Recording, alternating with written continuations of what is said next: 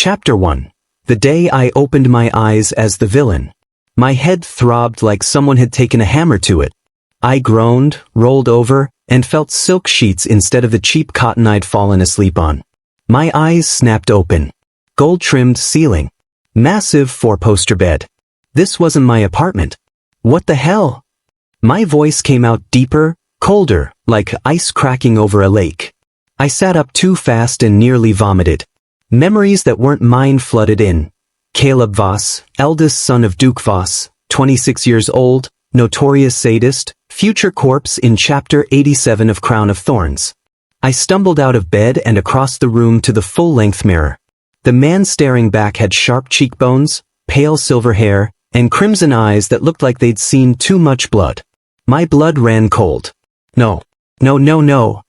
I touched the glass. The reflection copied me perfectly. This was Caleb's face. My face now. Liam is dead, I whispered. Car accident. And now I'm him? The memories kept coming. Whipping the heroine in the rose garden, laughing while she cried, slipping nightshade into her tea tonight so she'd miscarry the crown prince's child before anyone knew she was pregnant. Tonight. I spun around, heart hammering. There, on the mahogany desk, sat the tiny crystal vial I remembered all too well. Clear liquid, silver label, death in a bottle. Footsteps echoed outside the door. A knock. Young master. A timid voice. It's Mira. I've brought your morning tea. My stomach twisted. In the novel, Caleb always answered with a sneer and a threat. I swallowed hard. Come in. The door creaked open. A maid in gray entered, eyes down, carrying a silver tray. She set it on the side table and stepped back fast, like I might hit her. I stared at the teacup. Innocent chamomile. The poison was meant to go in Elena's cup, not mine, but still. Thank you, Mira, I managed. She flinched as if I'd shouted. Wise, young master? That'll be all. She fled. I waited until her footsteps faded, then snatched the nightshade vial. My hands shook so badly I almost dropped it. Never again, I hissed to the empty room. I'm not playing your game, you damn author. I crossed to the fireplace. Flames already crackled. Someone had lit it before dawn. Perfect. I uncorked the vial. The scent was faintly sweet, like almonds and betrayal. Caleb Voss dies screaming in Chapter 87. I told the fire. Beaten, tortured, beheaded by the man his sister loves. Everyone cheers. But I'm not him. I tipped the vial. Clear liquid hissed as it hit the flames, turning them briefly violet. I'm Liam. And I'm done being the villain. The empty bottle followed, shattering against the stone. Sparks flew up the chimney. Another knock, sharper this time. Caleb. A woman's voice, cold and elegant. Stepmother. The one who'd framed Elena for treason in the original story. Open this door. We need to discuss your behavior at last night's banquet. I took a deep breath. First test. Come in, mother. The door opened. Duchess Voss swept inside, dressed in black velvet like she was already in mourning for someone. Her eyes narrowed at the broken glass and dying purple flames. What is that smell? She demanded. Old habits burning away, I said quietly. She froze. What did you say? I met her gaze, those crimson eyes that used to terrify servants, and smiled. Not Caleb's cruel smirk. Something softer. Something human. I said I'm done poisoning my sister. Done hurting her. Done being the monster everyone expects. Her lips parted. For the first time in the novel's entire run, the Duchess looked speechless. What? Starting today, I continued, stepping over the shattered vial, Elena is safe from me. If anyone tries to harm her, they'll have to go through me first. I walked past her, out the door, heart pounding like a war drum. Behind me, the Duchess finally found her voice. Caleb. It's Liam now, I called back without turning. And I'm rewriting this whole damn story. Chapter 2. The family that never loved me. The dining hall smelled of roasted pheasant and hypocrisy. I sat at the far end of the long oak table, the chair creaking like it resented my weight. Across from me, Father, Duke Voss, didn't even glance up from carving the bird. Elena, darling, He said, voice warm as summer wine, try the breast. It's your favorite. My stepsister Elena smiled, cheeks pink. Thank you, father. She took the plate with delicate fingers, the way a princess should. My stepmother, Duchess Marina, leaned over to tuck a curl behind Elena's ear. You were brilliant at the academy today. The sword master himself praised your footwork. Elena ducked her head, modest. I only did what teacher asked. My half-brother Adrian snorted, mouth full. Unlike some people who can barely lift a practice blade without tripping. Father chuckled. The sound scraped my ribs. Leave your brother be, Adrian. Caleb has other talents. None of them looked at me while they said it. I kept my hands in my lap, fingers curled so tight the nails bit skin. The novel's Caleb would have snarled something vicious right now, hurled wine, smashed a glass, proved them right. I wasn't him. Not anymore. But gods, it hurt. Not the sharp, theatrical pain of the villain in the book. This was quieter. Older. The ache of a child who once waited at this same table for a single good evening that never came. Stepmother sighed theatrically. Really, Caleb, at least pretend to eat. You look like a corpse. Adrian grinned. Maybe he's practicing for when he finally succeeds at poisoning someone. Elena's fork paused halfway to her mouth. For a second her eyes flicked to me, wary, always wary, then away again. I said nothing. I counted heartbeats instead. At 30, the footman would refill father's glass. At 45, Adrian would ask for more gravy. Like clockwork.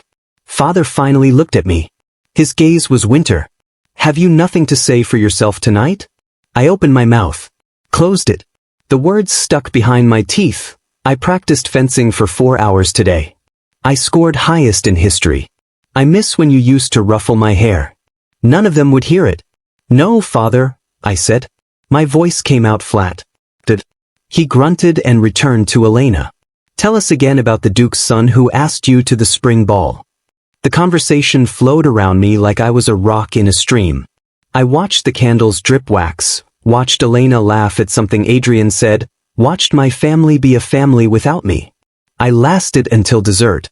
Then I stood. The legs of my chair screamed against the marble. Stepmother's eyebrow arched. Going so soon? How rude. Good night, I muttered, and left them to their perfect little circle. In my room I locked the door and pressed my back to the wood. My chest felt cracked open, ribs splayed. This body remembered every slight, every comparison, every time father had looked through 8-year-old Caleb like he was fog. The novel called him evil from birth. Lied. Monsters aren't born at this table. They're carved, slice by careful slice. A soft knock startled me hours later. I opened the door a crack. Elena stood there in her nightgown, candle trembling in her hand, eyes wide and frightened. Caleb, she whispered, someone tried to poison me tonight. Nightshade in my evening chocolate. My stomach dropped. In the book, this was the first crime pinned on the villain. His downfall began here. She searched my face. It was you, wasn't it? I stepped aside so she could see the hearth. A small iron dish sat among the ashes, its contents blackened and curled. The sharp, almond-like scent still lingered. I met her eyes. I burned it. The whole cup. Before your maid could bring it upstairs. Her lips parted. No accusation now, just confusion. I didn't try to kill you tonight, Elena. My voice cracked on her name. Not this time. She stared at the ashes, then at me, candlelight flickering over cheeks suddenly pale. For the first time in 18 years, my sister didn't look at me like I was a monster. She looked like she wasn't sure what I was at all. Chapter 3, The First Crack in Their Perfect World. I stared at my reflection in the polished bronze mirror and forced my usual sneer into something calmer. Today I would not slam the door. Today I would not sneer at the footman who annoyed me yesterday. Today I began undoing Caleb's reputation, one small silence at a time. At breakfast the Duke was already seated, newspaper raised like a shield. I pulled out my chair without scraping it across the marble. Good morning, father. The paper lowered an inch. His eyes narrowed. You're late. Only by 3 minutes. I apologize. I sat, unfolded my napkin, and reached for the tea instead of the wine decanter. Silence stretched. My stepmother, Lady Beatrice, glided in wearing mourning lilac though Elena had been dead 6 months. She paused, waiting for me to make some cutting remark about her perpetual grief. I only inclined my head. "Good morning, stepmother." Her smile froze. "Caleb, you look pale. Are you unwell?" "Perfectly well, thank you." I buttered a single roll. What? The original Caleb would have demanded the entire basket and thrown the crumbs at the maid. The Duke folded his paper with a snap. "You didn't come home until dawn again. The gambling dens must have been kind to empty your pockets so quietly." I met his eyes. "I was reading in the library, father. I spent nothing." Beatrice's teacup clinked too hard against the saucer. "Reading? You?" "History," I said mildly. "The fall of the House of Rovere. Fascinating how quickly fortunes turn when trust is misplaced." The Duke's knuckles whitened around his knife. He wanted the fight. He always wanted the fight.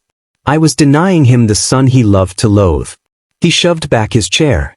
"If you've suddenly developed a conscience, boy, keep it far from my ledgers. I won't have you playing saint after years of leeching my gold." He stormed out. Beatrice watched me over the rim of her cup, eyes bright as a cat's. "You're frightening him, Caleb," she murmured once his footsteps faded. "A leopard doesn't change its spots overnight. People will say you've lost your mind. Let them say it." I smiled, small and sharp. "Rumors are cheaper than truth." She laughed, soft and poisonous. "Poor boy. Grief does strange things. First Elena, now this madness. I'll pray for your recovery." "Do," I said, standing. "Pray very hard." I spent the afternoon in the muniment room. No one entered except the steward. Dust floated in the slanted light as I worked through drawers the original Caleb had never opened. Because why bother when blackmail and fists were easier? I was looking for anything that smelled like motive. Behind a stack of unpaid tailor bills I found it. A letter folded so many times the creases had worn thin. Wax still clung to the edge, deep violet, embossed with the crest of a nightingale crushing a rose in its claws. Beatrice's personal seal. My pulse thudded in my ears as I unfolded it. The handwriting was hers, delicate and looping. The girl grows bolder. She asks questions about the Eastern mines. If she speaks to the magistrate before the wedding, everything unravels. Make it look like Caleb's temper. Everyone already believes he hates her. A push on the stairs, a fall, tragic but believable. I will weep prettily at the funeral. Do it soon. No signature. She never signed the dangerous ones. My hands shook so hard the paper rattled. Elena hadn't died because Caleb was cruel. She died because Beatrice needed her silent, permanently. I pressed the letter to my chest and felt the crack inside me widen, cold and clean. The real villain had poured my tea this morning. Had kissed my cheek at Elena's grave. Had smiled while she planned to bury another child. Footsteps sounded in the corridor, light, quick, Beatrice's heels. I slipped the letter inside my coat just as the door opened. "Caleb." Her voice dripped honey. "The doctor is here. I was so worried after breakfast. Come, let him examine you." I turned, face smooth. "There's nothing wrong with me." Her eyes flicked to the open drawers, the disturbed dust. Something flickered across her face, too fast to name. "Are you certain?" She stepped closer, perfume cloying. Madness often feels like clarity at first. I smiled the way the old Caleb never had, slow, almost gentle. "Funny," I said. "I was just thinking the very same thing about you." For the first time in 6 months, her mask slipped. Just a fraction. Enough. Chapter 4. The day they framed me. The scream came from Mother's dressing room just as dinner ended. I was still wiping wine from my lips when Elena's voice cracked the air. "Mother's sapphire necklace. It's gone." Footsteps thundered. I stood in the doorway and watched Father rip open the jewelry casket. Empty velvet stared back. "Who was alone in here?" the Duke barked, eyes already sliding to me. "I wasn't," I started. "Liar." My stepmother's hand flew to her throat. "Caleb was seen lurking near the corridor this afternoon. Weren't you, boy?" I hadn't been anywhere near it. I opened my mouth, but Elena spoke first, voice trembling. I did see him pass by. He looked nervous. My heart stopped. She wouldn't meet my eyes. That's enough, Father said. His face twisted the way it always did right before the cane came out. Everyone else was at the table. Only one person left the hall for 20 minutes. I went to the library, I said too quietly. The Duke's hand cracked across my cheeks so hard my ears rang. I tasted blood. Thieving little bastard, he hissed. You dare steal from my wife after everything we've given you? I didn't. Another slap. My head snapped sideways. The dining room spun. Father, please, Elena whispered, tears shining. He's still your son. Not anymore. He seized my collar and dragged me toward the hall. 3 days in the black cell. Maybe hunger will teach you honesty. I tried to catch Elena's gaze. Tell them, I rasped. You know I didn't. She only cried harder and turned away. The guards hauled me down stone steps that stank of rust and piss. Iron cuffs bit my wrists. The dungeon door slammed, and the key scraped like a laugh. Darkness swallowed me whole. The first night, I sat against the wall and counted heartbeats. The cold seeped through my shirt, into my bones. My stomach gnawed itself. They wanted the old Caleb, the quiet, grateful shadow who bowed and apologized for breathing. The one who smiled when they called him charity case, who thanked them for scraps. On the second night, the hunger sharpened everything. I laughed. A low, cracked sound that echoed off the wet stones. They thought locking me up would break me. They had no idea they just freed me. I laughed again, louder, until the sound wasn't mine anymore. It belonged to something colder. Let them have their thief, I told the dark. Let them have their villain. I'll give them a monster so exquisite they'll choke on the word regret. Footsteps finally came on the third morning.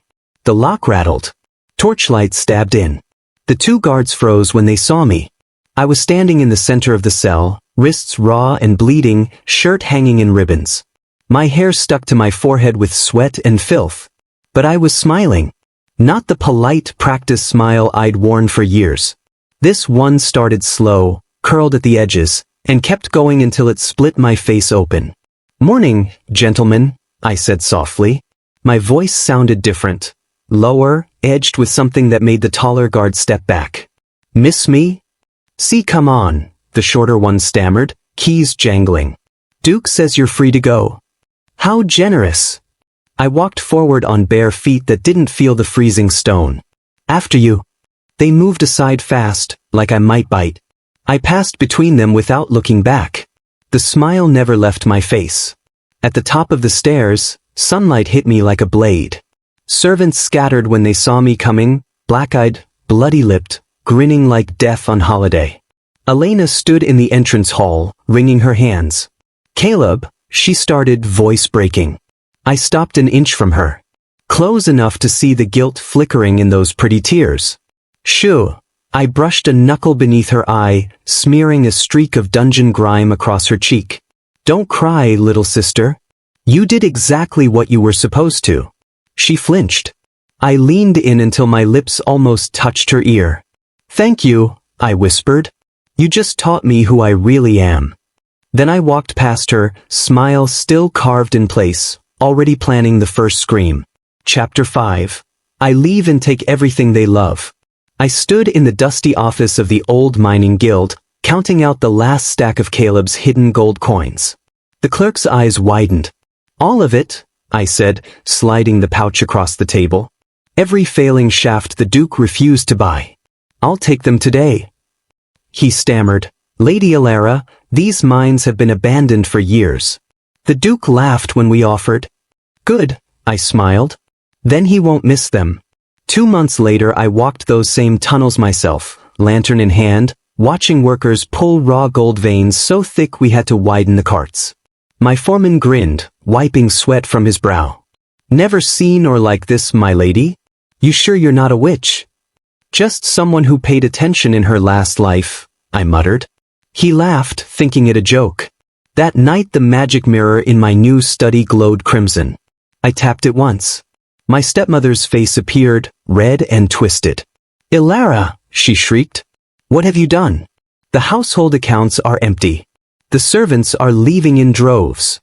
I leaned back in my chair, swirling wine I'd bought with my own money. "Really? How terrible.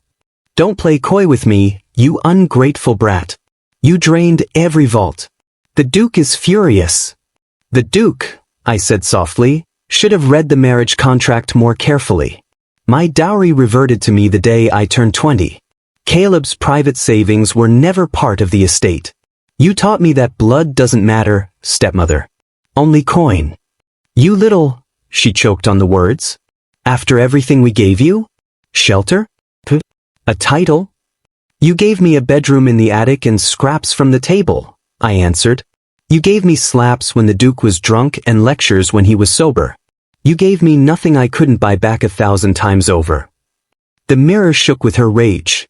In the background I heard the Duke bellowing at someone, probably the last footman packing his bags. "Come home this instant," she screamed. "Apologize. Beg forgiveness." I laughed. Actually laughed.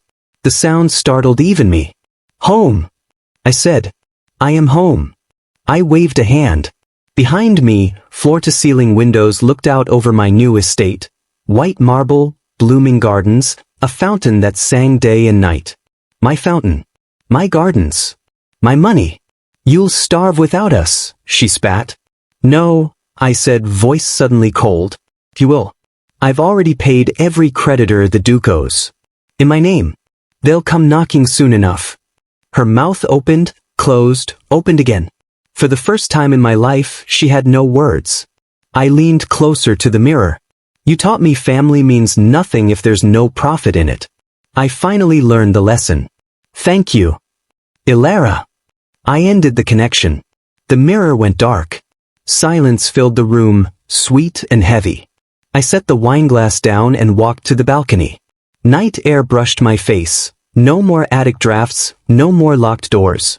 Below, my own carriage waited, painted silver and black, horses stamping eagerly. "Ready to leave, my lady?" my new butler asked from the doorway. His voice was gentle. He'd never once raised a hand to a child. I smiled at him. "I already have." I stepped into the carriage. The gates of my mansion closed behind me with a satisfying clang, and for the first time in 2 lifetimes, no one told me where to go, what to wear, or how to speak. The wheels rolled over fresh gravel. I rested my head against velvet cushions and whispered to the dark, "I'm free." And I was. Chapter 6. Elena begs at my door. The doorbell rang at dusk, a timid chime that didn't sound like any delivery man. I opened the door and there she was, Elena, my once proud sister, standing on the marble step of the house she didn't know I owned. She was thinner than I remembered, cheekbones sharp under skin gone almost translucent, the emerald dress hanging loose where it used to fit like armor. "Caleb." Her voice cracked on my name. "Is it really you?" I said nothing, just looked at her. The wind pulled at her hair. She hadn't even pinned it properly. She took one hesitant step forward. "Please. May I come in?" "No." Her lips trembled. 5 minutes. That's all I ask." I stayed in the doorway, arms folded. "You're already down to 4.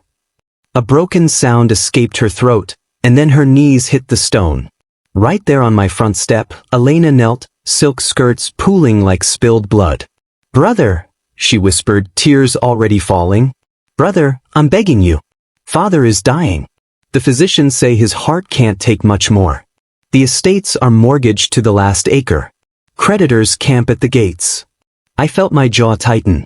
And the crown prince. Her voice broke completely. "He's withdrawing the engagement. The letters you sent, the ones about the forged ledgers, the missing orphanage funds, the maid's father dismissed without references, they reached the palace. His Majesty is furious. They're calling us thieves in every salon." "Good," I said quietly. She flinched as if I'd struck her. "Caleb, please. I was cruel to you. I know that now. I stood by while they hurt you, while they called you worthless, while they beat you for things I did. I was jealous and stupid and terrified of losing my place. But I'm sorry. I'm so sorry." Her fingers clawed at my trousers. If you ever loved me at all, even when we were children, help us. Lend us money, speak to the prince, anything. I'll do anything you ask. I'll kneel here all night. I stared down at the top of her bowed head. Memories slammed into me. Elena turning away when father's cane cracked across my back. Elena laughing with her friends while I bled on the carpet. Elena whispering, "Just take it, Caleb, don't make it worse for the rest of us." I crouched so we were eye level. She lifted her face, hope flickering through the tears. "The Caleb you knew is dead," I told her, voice steady as winter iron. "He died in that house, the night you all watched them drag him to the cellar for the last time. Stop calling me brother. You don't have one anymore." Her mouth opened, but no sound came out. I straightened. "Go home, Elena. There's nothing here for you." "Caleb." The door shut between us. I turned the lock, the deadbolt sliding home with a soft, final click. For a long time I stood there in the dark foyer, listening to her sobbing on the other side of the oak.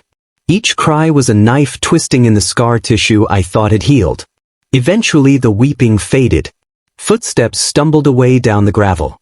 A carriage door slammed somewhere down the street, wheels rattling into silence. Only then did I let myself slide down the wall until I sat on the cold marble. My chest hurt like someone had cracked it open again. I pressed both hands over my mouth to keep the sounds inside, but they came anyway, ugly, ragged things I hadn't let out since the night I crawled away from that family for good. I cried for the little boy who had once believed his sister would save him if he just endured long enough. I cried because revenge tasted like ash and still wasn't enough to fill the hole they left. I cried because even now, after everything, part of me had wanted her to mean it. But mostly I cried because the door was locked, and I was on the wrong side of it, safe, rich, untouchable, and it still hurt exactly the same. When the tears finally stopped, the house was completely dark. I wiped my face on my sleeve, stood up, and walked deeper inside. Tomorrow the world would keep turning. Tonight, I let myself grieve the brother I'd buried years ago. The one Elena had just begged to come back to life. ####Chapter 7. The truth comes out. The banquet hall buzzed with laughter and clinking goblets, but my pulse thundered louder than the musicians. I stood at the high table, the packet of letters heavy in my hidden pocket, Elena's pale hand resting on my sleeve like a ghost's touch. Father sat at the center, beaming at Lady Myrene, my stepmother, as she raised her wine in a toast to family unity. I couldn't breathe anymore. I pushed back my chair. The scrape echoed. Every head turned. "Before we drink to unity," I said, voice carrying without a shout, "there's something the kingdom should see." Father frowned. "Cassian, sit down. This is neither the time nor. It's the only time." I pulled the letters free and let them fall onto the white tablecloth like dead birds. Wax seals cracked open. Ink-stained confessions stared up at the chandelier light. Gasps rippled outward. Lady Myrene's goblet slipped from her fingers and shattered. Red wine bled across the cloth toward her pale knuckles. "Those are private," she shrieked, lunging for them. I stepped between her and the table. Private attempts to murder my wife 5 years ago? Private orders to poison her slowly so everyone would believe I'd lost my mind and beaten her to death? My voice cracked on the last word, but I didn't care. Private letters paying the apothecary to switch Elena's heart medicine for nightshade? The hall went dead silent. I turned to the captain of the guard. "Captain Rowan, you'll find the apothecary in the dungeons already."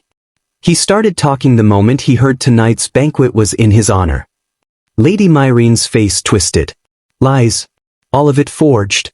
That boy has hated me from the day I—" "Read them aloud," I told the herald, shoving the top letter into his shaking hands. He cleared his throat. "If the girl dies quietly, no one will question Cassian's rage when he's found over her body. Blame the war. Blame the grief. The title will be mine once he hangs.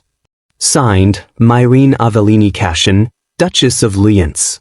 Someone vomited at the back of the hall. Father rose slowly, like an old man waking from a nightmare. His eyes, my eyes, were fixed on the parchment. "Myrene," he whispered. "Tell me this isn't, tell me." She laughed, high and brittle. You'd believe him? Your bastard-born disappointment over me?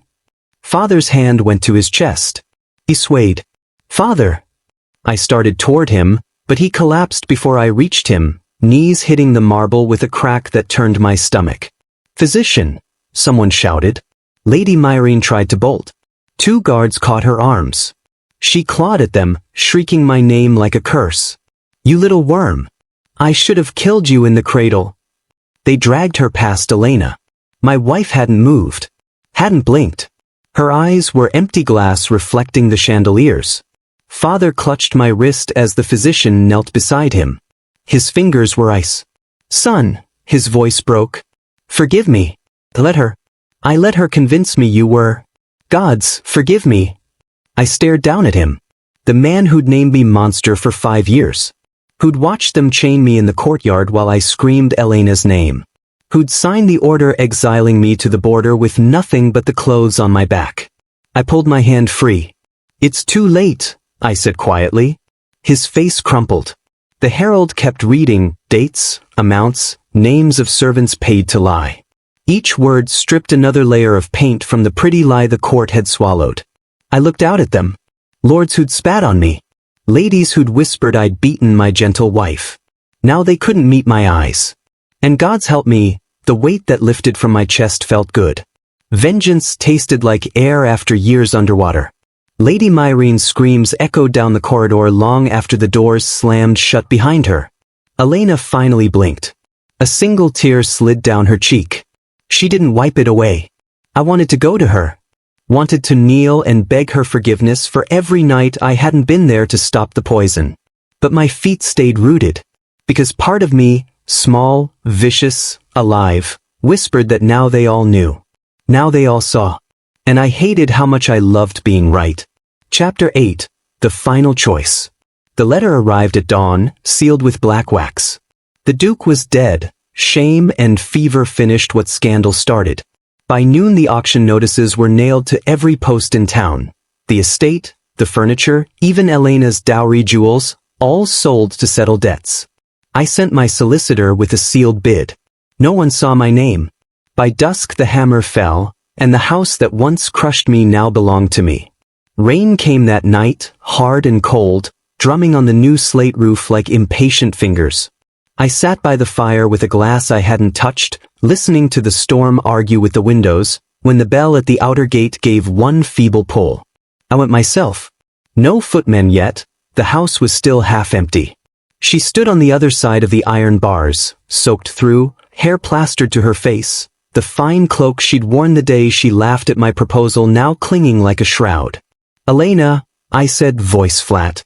Her teeth chattered so violently she could barely speak. Kill me or save me, just don't leave me like this. The rain hissed on the gravel behind her. Somewhere thunder rolled. I didn't move. You have family in the north. They won't open the door. Word travels faster than carriages. She wrapped her arms around herself. I have nothing left. No money, no name, no roof. Please. Water streamed from her lashes. I remembered the old me, how I used to forgive anything if someone cried prettily enough. That boy would have flung the gate wide and begged her to come in from the cold. I was not that boy anymore. You want mercy, I said. She nodded, frantic. Then listen carefully. I unlatched the gate but opened it only a hand's breadth.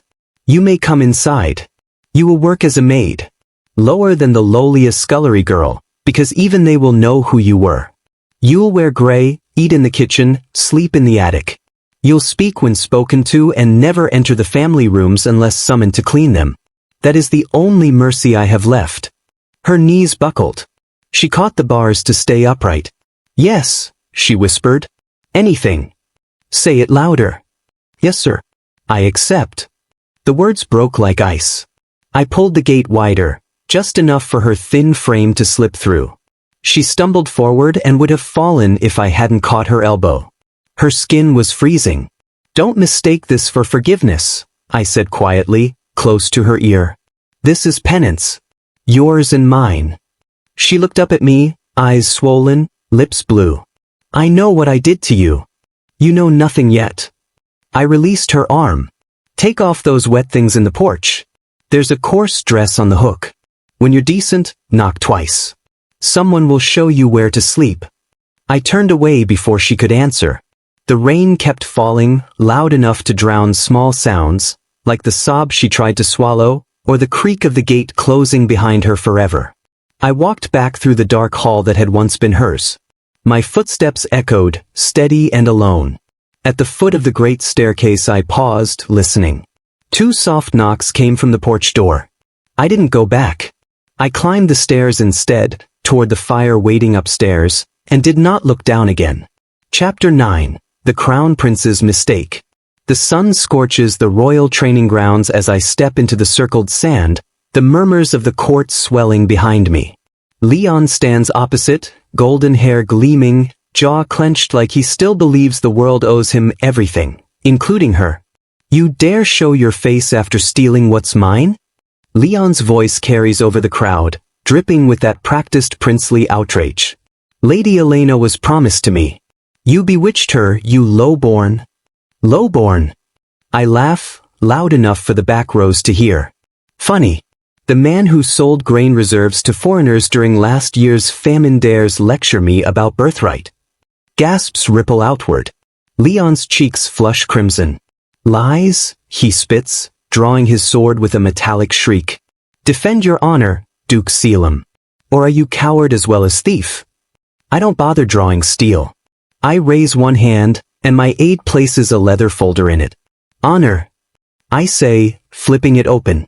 Let's begin with the honor of accepting 30,000 gold marks from Baroness Vere in exchange for letting her ships leave port untaxed while citizens starved. Shall I read the ledger aloud, Your Highness? Or would you prefer the signed confession?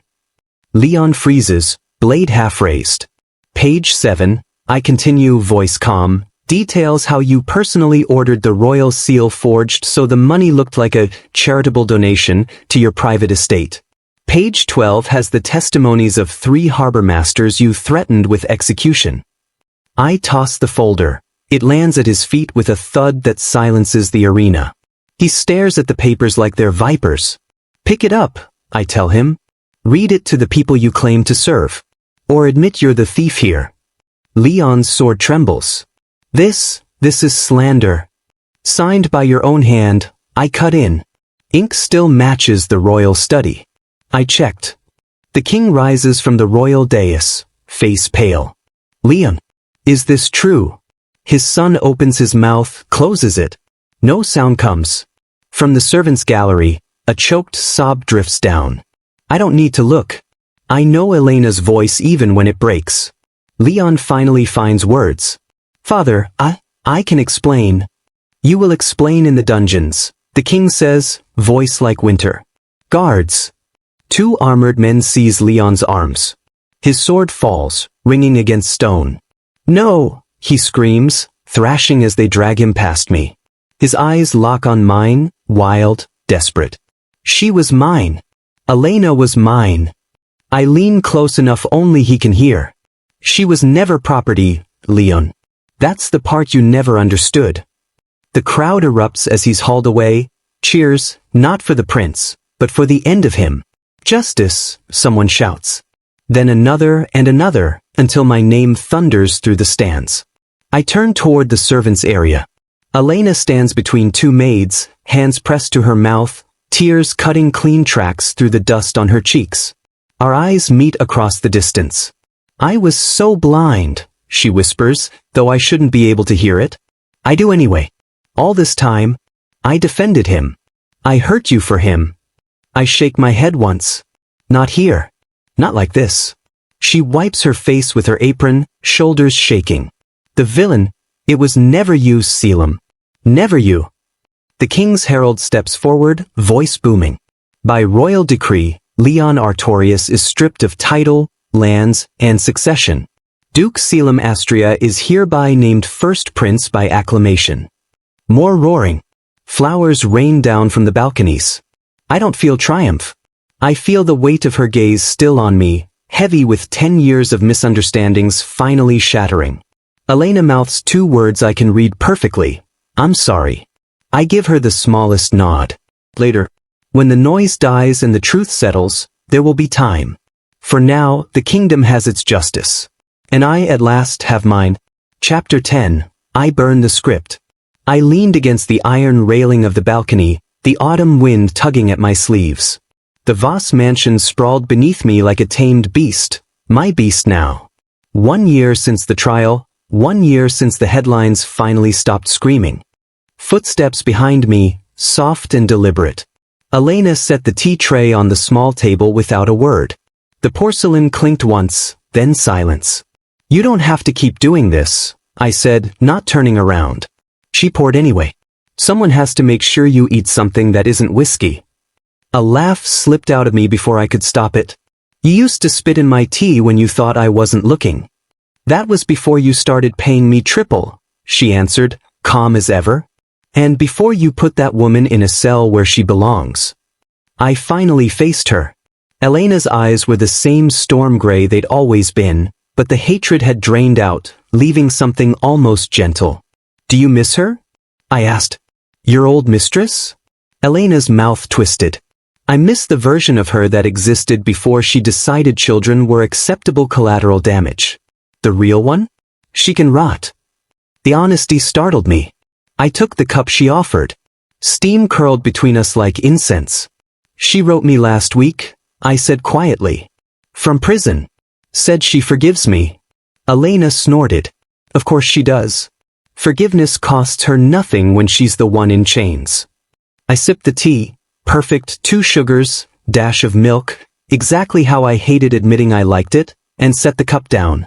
My fingers found the worn leather spine in my coat pocket. The original novel. The one that had followed me into this world like a curse. Elena saw it. Her voice dropped. "You still have that thing?" I kept thinking if I burned it too soon, the story might try to crawl back. I pulled the book free. Its cover was faded, the title barely legible, The Villainess's Redemption. "But I'm tired of waiting for permission to live." She watched me cross to the fireplace inside. The flames were already hungry. "You sure?" she asked.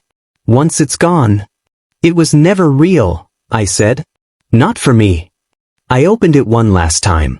My old death scene stared up at me, poisoned wine, public execution, the heroine's tearful speech about justice. I laughed, and it didn't hurt anymore. "Remember when you found me crying over this page?" I asked Elena. "You were 16. You just read how you were supposed to die screaming. I thought if I followed the script perfectly, maybe the world would let me live." I tore the page out, crumpled it, fed it to the fire. Turns out the world doesn't care about scripts. Another page. Then another. The flames ate the words greedily. Elena stepped closer. "What happens now, my lady?" "Now." I tossed the rest of the book in. The fire roared, orange and gold and furious. Now I stop being the villain. Stop being the heroine's obstacle. Stop being anyone's anything. The last page curled black, the ink bleeding into nothing. I whispered to the flames, "I'm not your villain anymore." The heat kissed my face.